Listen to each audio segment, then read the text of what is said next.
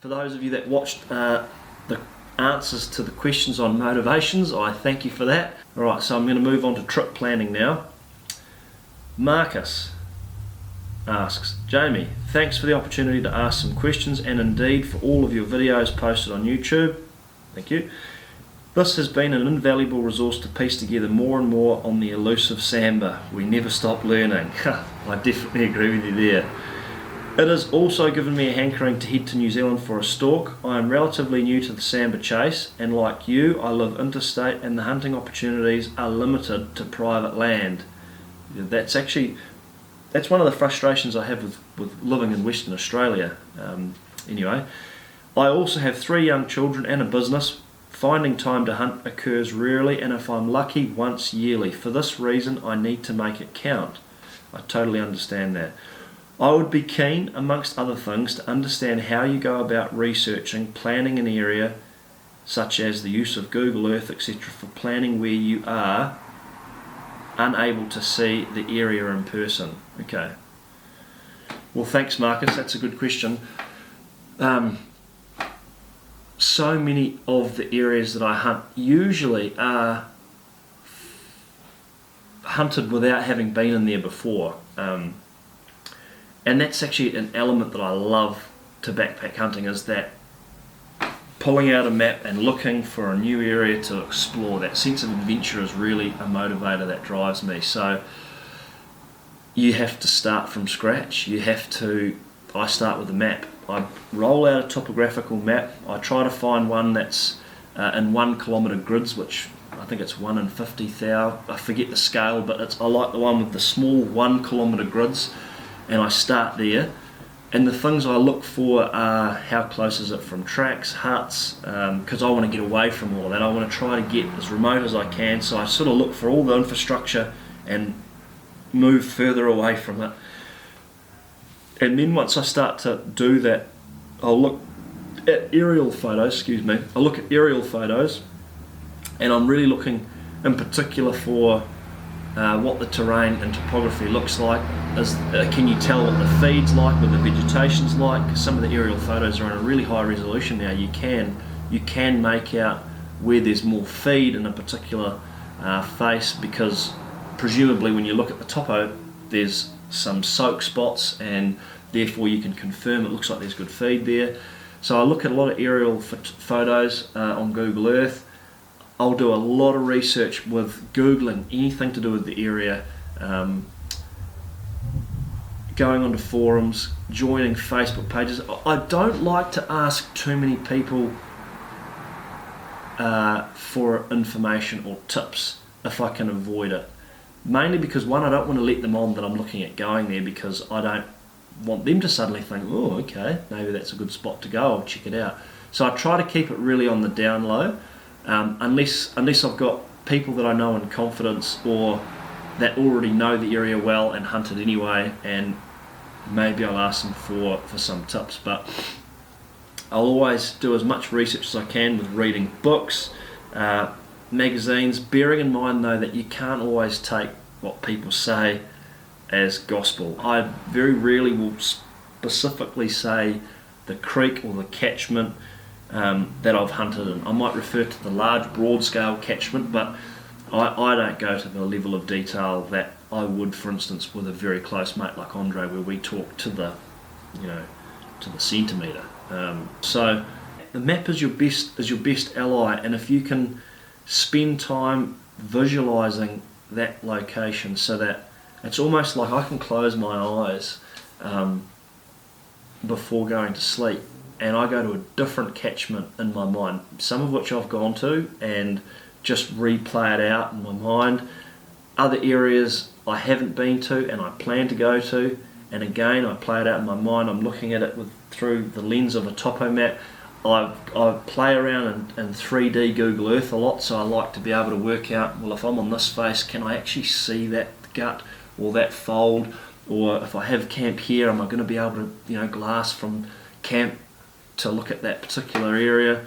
I do a lot of that stuff so that it's all just up in here, and I close my eyes and I literally can visualize these areas, because I just spend so much time looking at maps. And I think that then allows me and others that do the same to hit the ground running. You sort of arrive at the location and you've never been there before, but there's so much familiarity with it because you've been looking at it on a map. You know, you've studied the distances, you've even plugged it into your GPS, which I do a lot too, and you just arrive at this location and you feel confident. You've got a really good game plan for where you're going to go to. You're going to hunt here on day 1, there on day 2, day 3, day 4, but you might need to be flexible because the weather will be sometimes against you, and day 1 might have to be hunted on day 5, but you've got a good plan and you just swing with the punches at that point.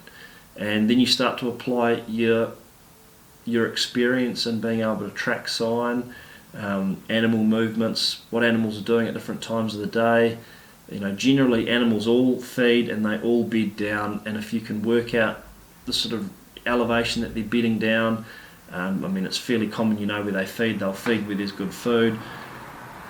Then you just start to try to put all those pieces of the puzzle together, and it's those new spots that I feel are the most challenging and therefore are often some of the most rewarding, because you go in, we're always going with these great expectations and big hopes. Sometimes you come away just with a reconnaissance because you haven't made it count. Other times you come away with an animal, and it's those trips that are all the more worthwhile. So one of the things though that I think are really hard to gauge from Google Earth, because I've had some epic fails on this, is windfall. You know, Dirk and I had actually hunted that catchment in May, but Andre and I approached it from a totally different angle in August. And I was expecting it to be similar in terms of the bush canopy and its openness up high as what it was down low. And what we found is there was a lot more larger, older, first generation, I don't think it had been logged ever, forest up high that was prone to being windblown from being on the exposed faces. And we just had hell on earth to climb around and over for a couple of kilometres, which took us so long on the first night to get in, and then on the way out too, when we decided to abandon that spot for weather reasons, coming out was hard going too, and so that was hard to plan for. But if you can find information about sort of the general forest canopy type, you know, maybe do some research on the different canopy types in an area, contact different government agencies and ask them if they've got papers on the different types of forest. You might be able to factor that into your planning, but that was a component to our August trip that I didn't see coming, and it definitely slowed us up. Plus we had really heavy packs. I mean, that didn't help. I had a 40 something kilo pack. Andre was in his mid 40s. Andre was heavier than I was. So climbing up and over, a lot of windfall in snow and wet snow was not good. So yeah, look, I hope I've answered that, but start with maps and spend a lot of time looking at maps, and that for me is the biggest piece of the puzzle. Weather is a huge topic in its own right and something I think deserves its own time, but I look at as many different weather apps as you can. Generally though, I look at BOM and I try to find the closest weather station, physical weather station, to the location that I'm going to hunt, and use that as your inference, bearing in mind though that sometimes weather systems move from a particular direction. Let me rephrase that. If your area is here and the weather's moving from this direction and your weather station's over here, you can reasonably assume that you're going to receive less rainfall and snow at this location than you are at this location, because you know the rainfall's going to start to drop at this height in the mountains and sort of dissipate as it heads towards, you know, for instance, Omeo was this little, you know, isolated microclimate in a way of relatively dry weather, as opposed to further down towards, say, the Mansfield and Lake Eildon side that gets a lot more rainfall. And you can just tell that by the actual canopy cover and the amount of dense foliage that's in that Lake Eildon side as opposed to the Omeo side. Bearing that in mind when looking at your area is important. And inversely, if your area is further inland and you've got your weather station that's closer to where the weather's coming from, then you can expect there to be more rainfall at the weather station than what you're expecting at your hunting location. So just bearing that in mind, I think, is important, and looking at what the rain gauges are doing and the river gauges to try to work out a correlation so that you can have some sort of a predictive tool for safe river crossings. And I tried that, and I think we did that reasonably successfully for our August hunt. I had a particular formula that we were just using for looking at the correlation between rainfall and river levels, and it was fairly good at times. It was a little bit out at other times, but it was a good enough tool to be able to say, oh, on that rainfall I would expect the river level to be not crossable now. And I think that was a relatively cautious and risk averse tool that we used for our August trip, and that's another component to planning. But I think that'll do for that question. Thanks, Marcus. Simeon Turris. Hi Jamie, as the wind is a big part in hunting, what products and methods do you use to wash your clothes or gear? Removal of any unnatural scents. Okay, this is going to be a relatively easy one, Simeon, because I don't use any products. When I was younger, I used to use soap flakes, which were like non-UV reflective, and I used to use a sports wash, which was also, I think, made from soap flakes, but it was also scent free. I used to do that when I was in my teens, when I needed every bit of help I could get. As long as you've got the wind in your face and you're not making any fast movements that are going to give away your position and obviously spook an animal, then I don't worry too much about whether my clothing is high-vis or not. Whether my clothing is reflective with UV or not. In saying that though, I don't usually wash my clothes in the soap, the sort of high, in the high-powered detergents. I generally put them in for a couple of just washes without any products. So I guess I do something, but I don't go to the full extent of using the sports wash or the soap flakes now. And in terms of what other products do I use for the wind, I don't use any kind of like chalks or scent indicators, or wind indicators, sorry. I've just generally, sometimes I've used a lighter, but to be honest, lighters can be quite noisy when you're starting to get in close to an animal where you actually want the stalk to happen. I've just usually always just felt the wind, because I sweat quite a lot when I hunt, so when I stop I can generally feel the breeze. If it's really still though, then that's probably where having a wind indicator is beneficial. But when there's a drifting breeze or a thermal that's working, I can generally feel that. But it's probably an area I could be better in. I could wash it with soap flakes, and I think that's not a bad idea. I just think I'm lazy. And you could buy one of those wind indicators, and I think when I see people using them, I think, what a great idea. I just haven't really got round to it. So I do think it's worthwhile, and I think anything that can help you out with improving your success rate, especially if you're a new hunter to sambar or other species, I think give it a go. And I'll just say have a Google and look at some of the product reviews to help you select what you feel is the best product. Weather and wind. Okay, so we're on a new topic now, weather and wind.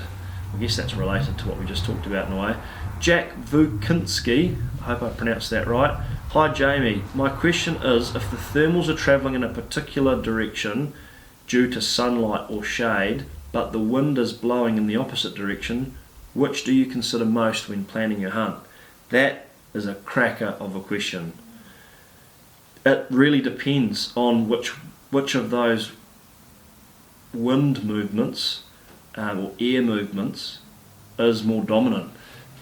Because there can be instances where you've got a thermal that's pushing strongly, like whether that's first thing in the morning where that wind is still just, or that air is still sinking down and it's coming down through a gully system where there's a river and it's just kind of pulling it past and you can feel it in your face, but yet you look at the prevailing winds up high in the sky and the clouds are pushing in the opposite direction but are only ever so slightly.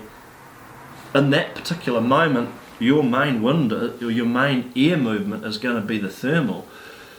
But then, you can have it the other way around where the thermal's working slowly in your face, whether that's up the slope or down the slope, but it's working slowly into your face, and there is a prevailing wind that is stronger than that thermal and it's pushing it in the other direction. And I think in those situations that they can be very challenging, because it'll feel like the wind's constantly changing, because the wind is never, or the thermals are never just kind of constant, neither is the wind either. It kind of puffs and drifts and moves and sort of spits and spats, and that can be very challenging when hunting any species, is that swirling or that gusting or shifting of wind.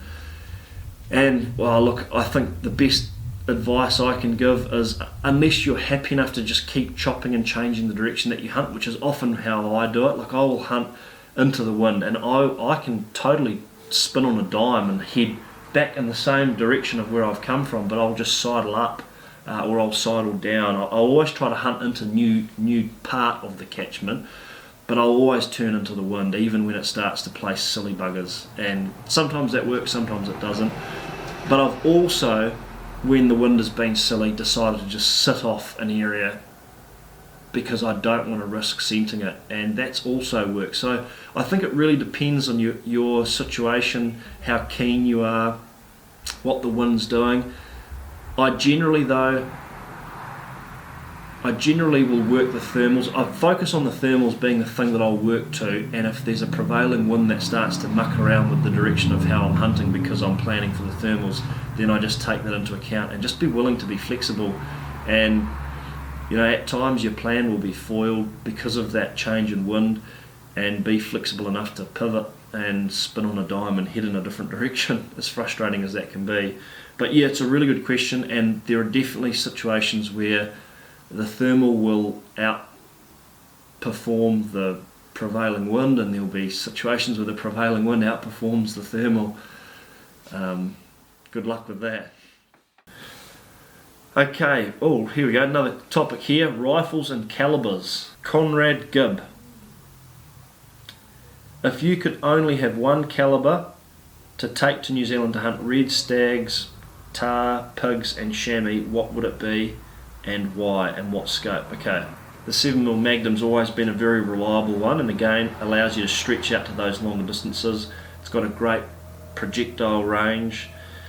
The scope, I'm not really a real technical equipment person, but the scope range that I would use, I've always been happy enough with either a 3 to 12, which is a fairly common scope range, or a 4 to 14 or a 4 to 16. I reckon anywhere within 3 to 16 power is good, and an objective, try and go for a 44 objective. I think more than 40 you want, whether that's a 30mm tube or a inch tube. If you can afford to go with the 30mm, that's going to give you more light coming through your scope. And in terms of a brander scope, look, I've always thought, buy what you can afford. If you can afford a really good quality scope, buy a good quality scope. If you can't afford a good quality scope, then put more of your money towards the scope than, say, the rifle, because I think the scope, there's plenty of rifles that are cheap that are really accurate, but if you've got good quality glass, I've got a really good pair of binoculars. I've got Swarovski and Leicas, and I went through a lot of cheap Bushnells and Weavers and Leopold binoculars when I was at university, and the difference that quality glass makes is huge. So I think if you can, buy a good quality scope and just stick within a price range. And I'm not going to give options for scopes. I'm not really the person to be able to say one scope's better than another, because I wouldn't even be technically capable of comparing them anyway. And the scopes that I've got, I just run a Carl Zeiss. I get told lots and lots, why have I got such a medium or mid-range scope? But it does the job for me, and like I say, I've come from using Bushnells, Leopolds, Weavers. I've still got some of those scopes in my rifles, and you know what? They all work. It might mean that I'm sort of squinting a little bit more than someone who's running a Swarovski Z6 or some expensive rifle scope, but it all works, and animals have gone down and antlers are hung at home as a result. So okay, next question, Mick.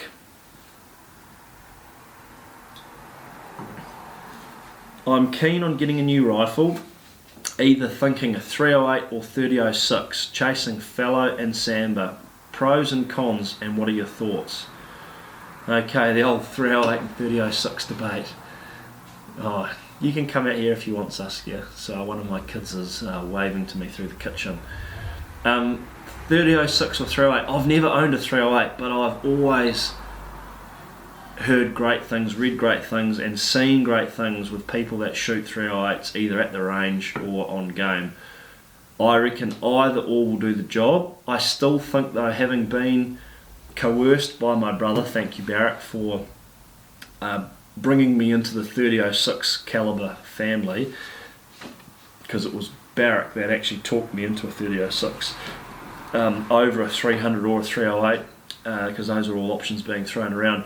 The 3006 just offers you the same projectile selection while having more case capacity for more powder, so you can push that projectile faster. And so because you've got sambar in amongst that number of deer for chasing fallow and sambar, I would recommend the 3006. I mean, you can load it right up to 220 grain round noses like I do for sambar at close quarters, and that's the hammer of Thor. 308, you're not going to be able to load 220 grainers into your 308. One, because the case is too short, and it'll be a compressed load, or it'll be a relatively mild load because you won't be able to fit it in, so you'll have to put less powder in, and then you kind of question why you're using a 308 if you can't really fill it up. So yep, that's why I would go 3006. I mean, the 3006 is going to have a little bit more recoil than the 308 though, so if you're a relatively flinchy shooter, being that you don't like recoil, you're mild, you're shy of the recoil, you can think about a brake, although you're going to have to think about earplugs with a brake, otherwise you're going to destroy your ears. Or if you're in New Zealand, you can put a what do they call them, a can or a suppressor on them. I've never run suppressors, but I hear that they help with the recoil and the noise. Yeah, so I think either of those calibers are going to be very effective on both of those animals, but I think the 3006 just offers you a bit more confidence with shooting a heavier bullet at longer ranges for either fallow or sambar, and so for that reason I'd go 3006. Aussie Outdoors, what caliber would you say is your go-to for deer hunting? Yeah, my go-to for deer hunting. Gosh, I think my views on calibers has changed since as I've got older and started using more of the heavier calibers like the 7mm Magnum and 3006s. But for the majority of my hunting hunting journey, 2506 has been the choice, but that's been limited to red deer, sika, fallow, chamois, tar. I know you say deer, but if it's in Australia, I would certainly go with a 7mm Magnum or a 3006, something that's heavier and gives you that range of projectile selections and gives you the ability to have some versatility. You can shoot close range and you can push it out a bit further ethically. So yeah, I'd have to say the 7mm Magnum again. I just think it's such a good in-between caliber and has got a great BC, some great projectiles in the 7mm range.